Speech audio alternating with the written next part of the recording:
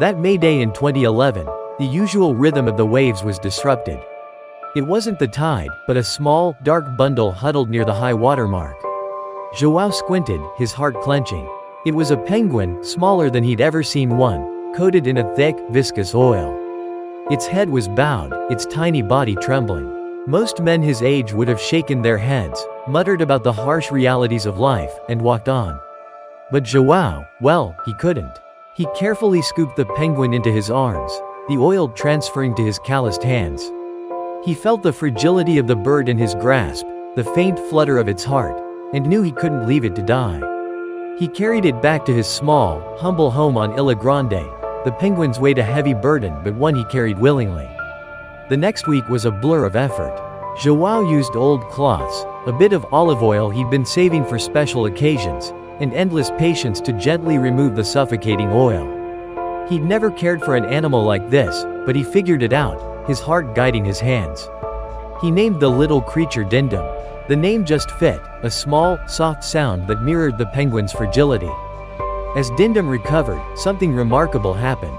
The penguin, with its dark, liquid eyes, became inseparable from João. It followed him around the house, nibbling playfully at his ankles.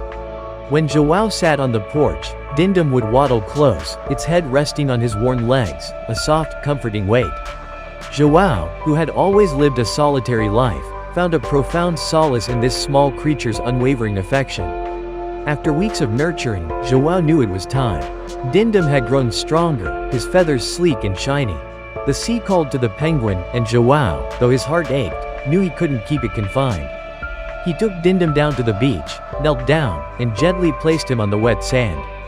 "Go on, Dindum," he whispered, his voice thick with emotion. "Go home."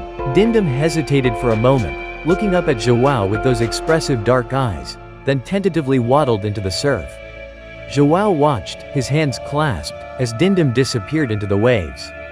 He felt a pang of emptiness he hadn't expected, a loneliness that had settled in his bones.